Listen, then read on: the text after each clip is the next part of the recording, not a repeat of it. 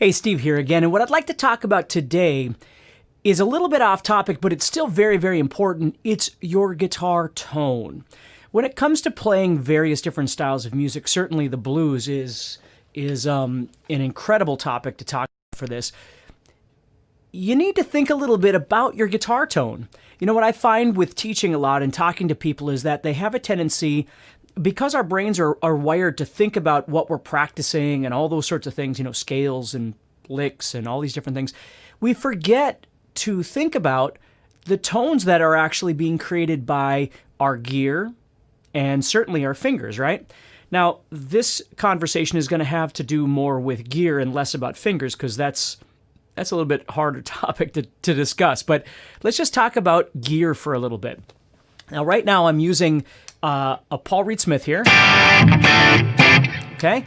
And I'm using what we call a VST, which is a plugin for a computer.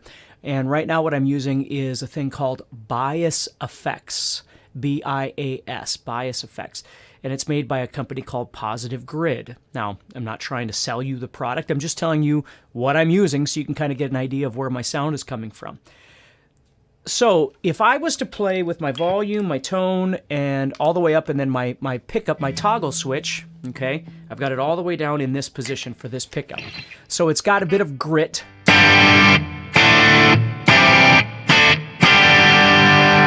Which is kind of a good, you know, straightforward kind of rock and roll sound. You know, not too much distortion, that sort of thing. But if I wanted to kind of get creative with this, what I always do, the first two things that I always shoot for, number one is my volume, and number two is my toggle switch, okay? Now the volume, if you notice, if I turn it all the way up and I'm going to play some blues licks, right?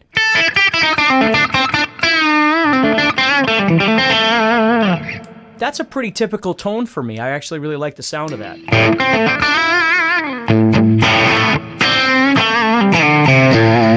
Okay? But the volume for me is something that I use a lot when I play, because if I roll back that volume, I can clean up my tone a little bit.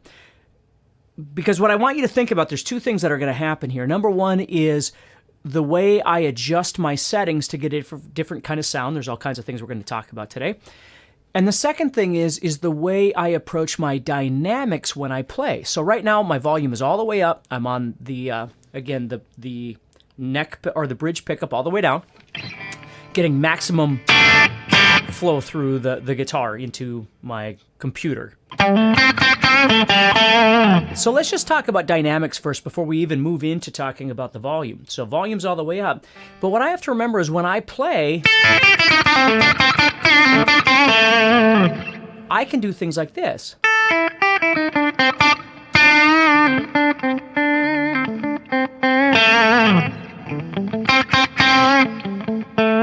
Okay? That human dynamic of learning how to pick softer and louder can make a really big difference in the outcome of what it is that you're trying to play. Sometimes you don't need new licks, sometimes you do, but sometimes you don't. Sometimes you just need to change up the way you're approaching what you're playing to give it more of a human element, okay?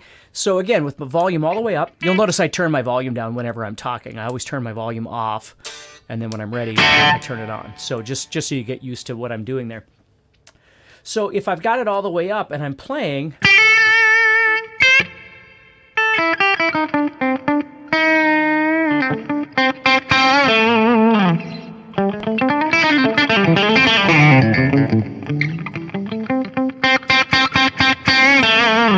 okay? So the amp that you have, the setting that you have it on, the guitar that you have, all these things are going to make a difference in the way the guitar actually sounds overall. But I'll give you a couple little hints to think about. Generally, not for everybody, but generally, people have more distortion on than they need when they're trying to do things on the guitar. Doesn't mean that you're doing that. I'm just saying, in general, people tend to have more distortion than they really need to be able to execute whatever it is they're trying to do. Now, different styles of music require different, you know, amounts of distortion and, you know, different ways we solo and things like that, or different ways that we play. So right now, you'll notice I really don't have a lot of distortion on here. Okay? So you can really hear the notes as they're being played. And the nice thing too is you can hear the response of dynamics as I play softer and louder. Okay, so that's the first step for you is learning how to possibly change. Again, we'll get into treble and bass and all that stuff in just a second here too, but understanding that distortion doesn't have to be like over the top all the time. You can back off that distortion and sort of try and hear more of the guitar and the strings and everybody at work, and not just the distortion. I'm not saying I don't love distortion, I do. But right now we're having a conversation about blues, and you know, it depends on the style of blues I'm playing. If I'm playing more of a hard rock blues, I might have more distortion. I just want you to be aware that there's a dynamic element that you might be missing if you're not really thinking about it. And that first step to dynamics begins with the way that you're picking those strings. Again, volume is all the way up. But if I pick it softer,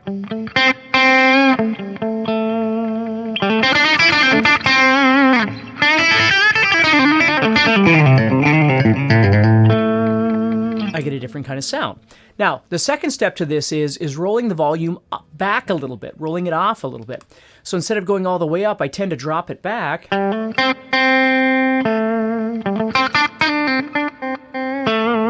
And now it cleans up a little bit more because that volume is rolled back.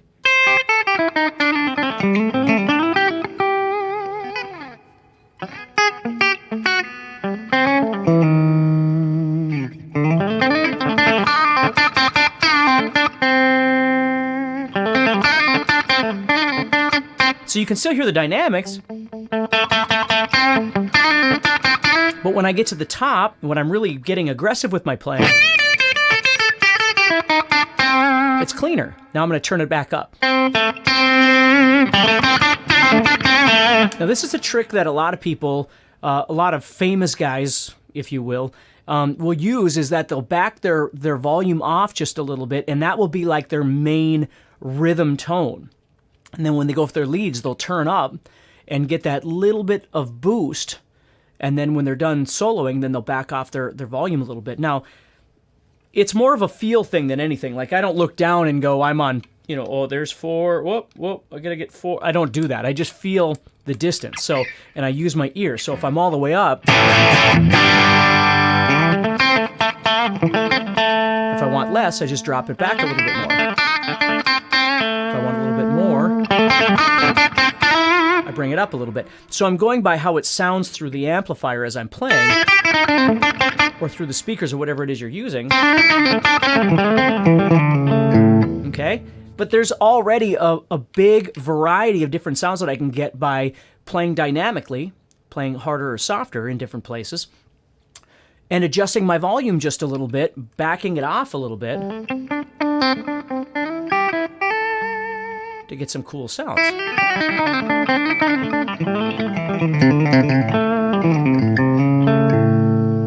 See? Okay, so those are two things that I use a lot, all the time in my playing.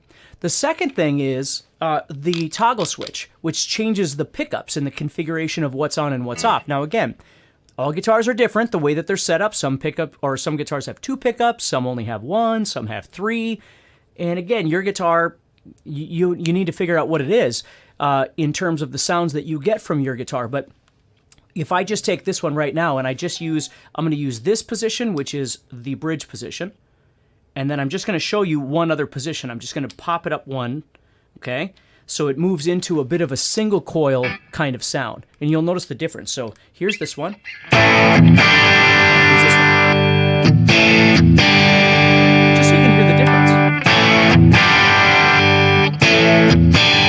So all of a sudden it gets quite thin when I move into that second position, okay? Instead of being all the way down, I popped it up 1, up just one spot. So again, I'm here, it's all the way down, it's the bridge position, and I'm just going up 1 from there. So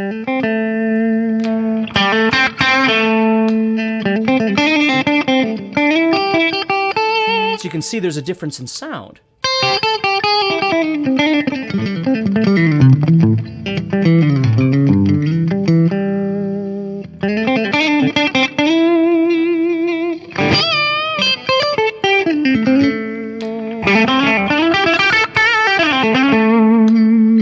Okay, so if I was playing over something that started off really, kind of mellow, I might be in that second position.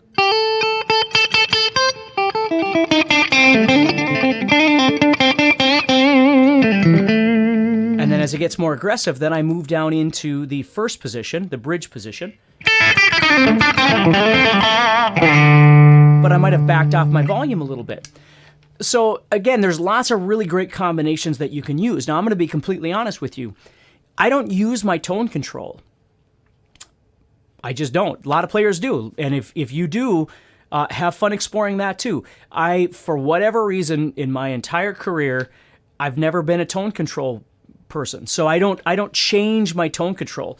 On this guitar in particular, the tone control is way back here anyway. And maybe that's why when I was younger, I just never really used it. But the tone control never became a big part of my playing where, I've heard like Jeff Beck and some of those players use a lot of their tone control, and I think that's wonderful. It's just I never have. So all of my sound is coming from the varieties of things that I can do with my volume and then my pickup switches, changing where my pickup switch is, and the way that I'm approaching the dynamics that I'm playing, you see? So if I'm playing something that's more aggressive to begin with,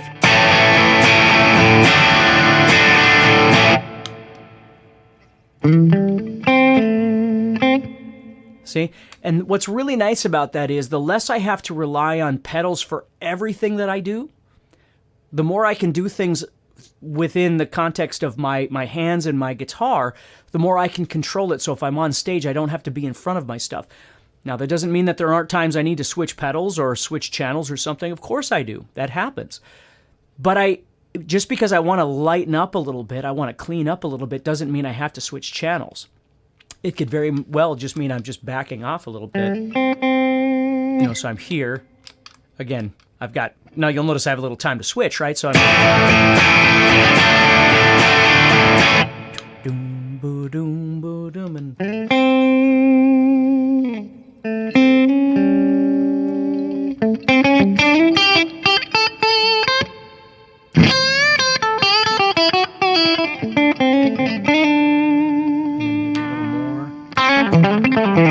so you'll notice right there I switched to, again, I know you can't see it very well, but I switched down to my bridge pickup, and then I backed off my volume just a little bit. Okay. And now I get a completely different kind of sound. So these are things that I want you to really start thinking about. You don't need to go crazy with this. You don't need to do 50 different things. Maybe step one is you just take a look at your amp and go, what kind of music am I playing and what kind of sound am I trying to portray here? Is my distortion set appropriately for what it is I'm trying to do, or is it just set where it always is because I never think about changing it? Maybe that's a good place to start, right? And the second step is again, I don't want to go into a great detail on bass and middle and treble, but for the most part, guitar players don't need an incredible amount of bass. The bass response isn't really the biggest thing that a guitar player needs, because if you're playing with other musicians, you got a bass player and drummer who's got a kick drum and toms and all these things. The bass isn't the most important part.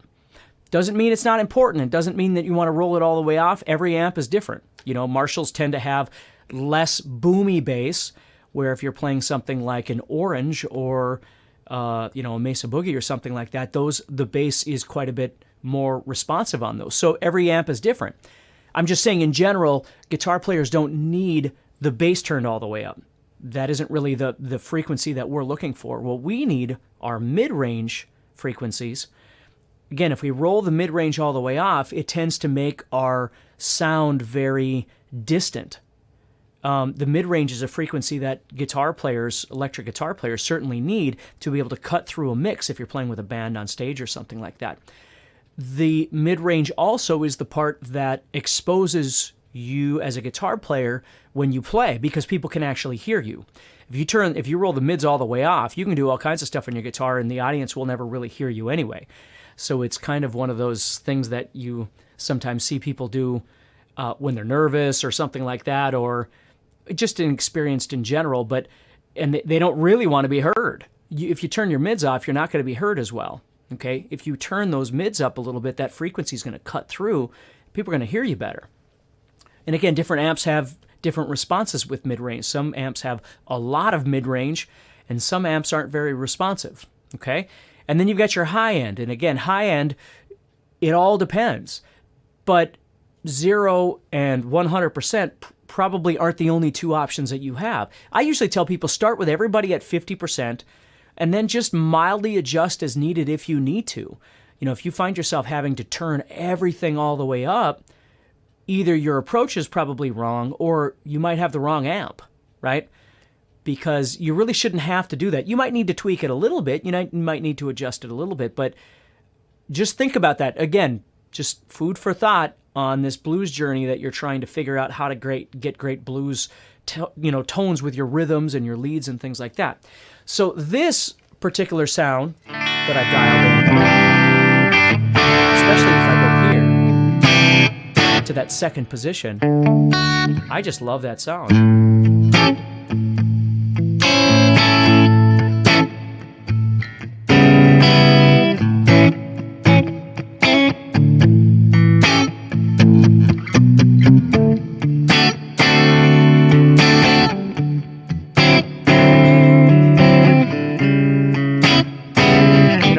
I just really like it. And then when I need my leads, maybe I turn my volume up all the way. Or if I haven't been soloing and now here I come, maybe I have that volume all the way up and I have that toggle switch all the way down, the pickup selector all the way to the bridge pickup.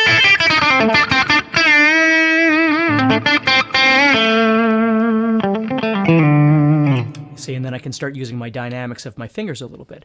So that's the first thing I want to show you. We're going to bump this up a little bit. So if that kind of makes sense, mess around a little bit, and then when you're ready, come on back. Okay, so let's continue. So now what I've got is a little bit different sound. This one's going to be based more off an orange style amp, where the other one was a bit more Fender. Okay, and what you're going to notice is, let me go all the way up on both of those again.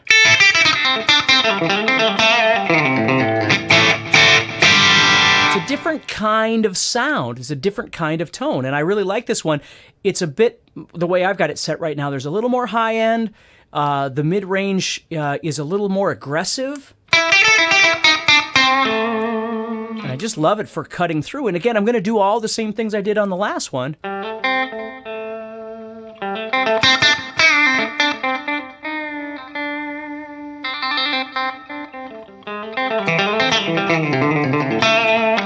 Bring it back up if I need to.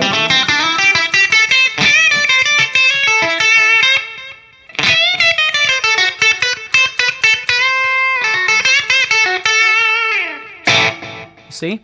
So you can hear on this one too. There's a little bit of delay back there. A little bit of reverb. That's about all I ever need, unless it's, something really dramatic, in some sort of lead that I'm doing. The way I always think about delay and reverb, for the most part, again, there are specified times when I'll have more or I'll have none, but for the most part, what I like about it is that I like to set it so it's not intrusive. It's not louder or as loud as my actual tone. So when I'm playing, what you hear most are the notes. Okay, when I stop playing, you hear a little subtle, and usually I only like about 3 of them. 2 or 3, somewhere around there. And it's gone. So it just wettens things up a little bit, but it doesn't get in the way. In this one, this particular sound that I've got right now, the reverb is quite low. It's in there. There's a little delay. So it makes for a nice little lead tone. So if I've got something going...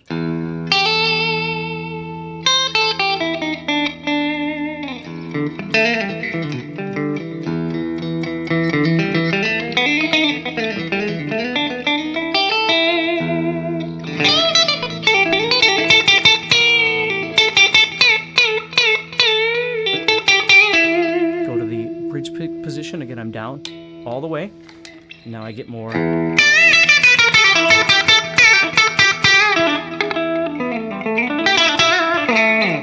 So it gets bitey then, which is really nice.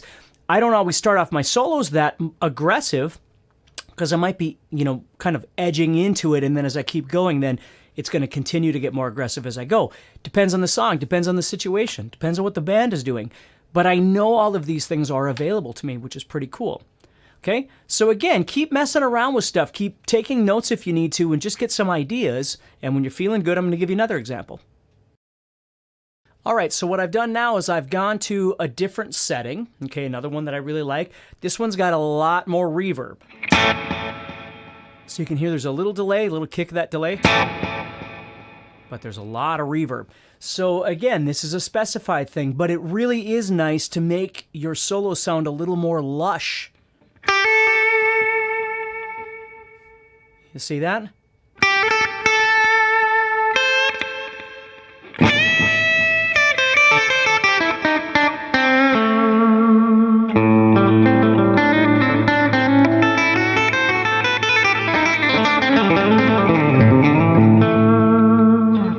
So I would certainly use something like this. Again, I don't always use this much reverb, but I like the sound. It sounds really nice.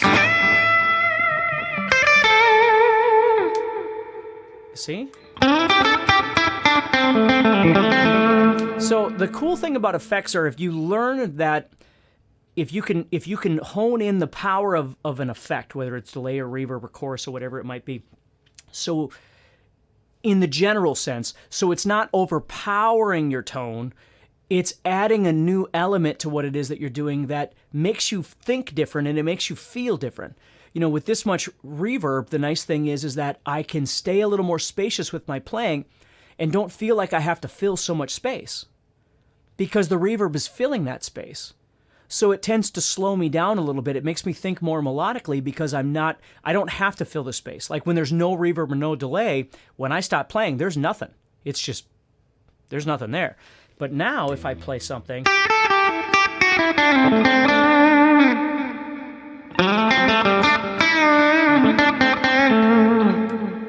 you see, it's filling that space. So it's kind of a cool thing that way, okay? And I think effects can be very inspiring to a player. You know, again, just as you might get really bored with playing the same shape or the same pentatonic shape or whatever it is you might be studying, but tone can do the same thing. You know, I'm not telling you got to go out and buy new gear and buy a new guitar. I'm not saying anything like that. I'm just saying there are things that you can do with the stuff that you already have to make some big changes in the way things sound. And if you need to add a little something here and there, you know, you need to go out and buy a delay pedal or whatever, maybe you do. You know, maybe that would be fun for you. Maybe that would be motivating for you and inspiring for you to try something different. I just want you to be aware of all these things because I find a lot when I'm teaching people, and I've taught people in the past, that the last thing they think about is, you know, they'll grab a different guitar because they haven't played it in a while. That's usually the reason why someone will grab a guitar.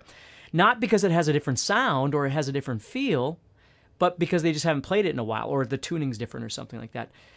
And then the amp is even worse. Like usually, you know, it's not, most people don't have 30 amps laying around. So you only got one amp or, you know, maybe two or something like that, which is what's nice about, you know, computer plugins is there's all kinds of different cool stuff that you can do and it's all built in.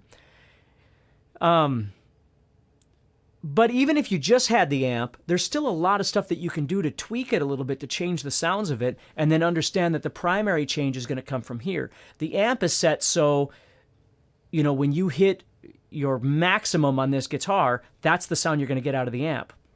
If you back off on here, you're going to get less of whatever that is. You're going to get less volume, less distortion, less whatever it might be, less aggression possibly. As you back off your volume, back off your picking, you know, change your pickup selector switch or toggle switch, whatever you want to call it. All those things are going to make a big difference in your playing. So it's worth thinking about a little bit. So what I'd like you to focus on is really becoming aware of that area of guitar playing. If you don't really think about it very often, because it can be, like if you were a songwriter, and this goes into a whole other topic of conversation, but different sounds and different effects and things can get your brain on a completely different wavelength, where if you just plug in and you have the exact same sound every day, it's hard to really get creative with that because it always puts you in the same realm. It puts you in the same space. So it's worth thinking about it a little bit and see what you can do with it. Remember, don't use settings, effects, all those sorts of things to try and hide instead use them to enhance whatever it is that you're trying to do. You know, I have some friends that get really big on effects and they use a lot of effects. And sometimes there's a great place for that. Like if you're writing a particular song and it's got a different particular effect or a delay thing or a flange thing or a chorus thing, again, it puts you in this cool space. And when you play that, it's, you know, we kind of, it reminds us of that song, you see? So there's lots of different ways that you can use it. I'm going to stop talking here. I want you to work on this a little bit and see what you can come up with. And if you do come up with something, post it. Post a video of the tone that you've been exploring and let me hear it. I'd love to hear it. So take care and practice hard.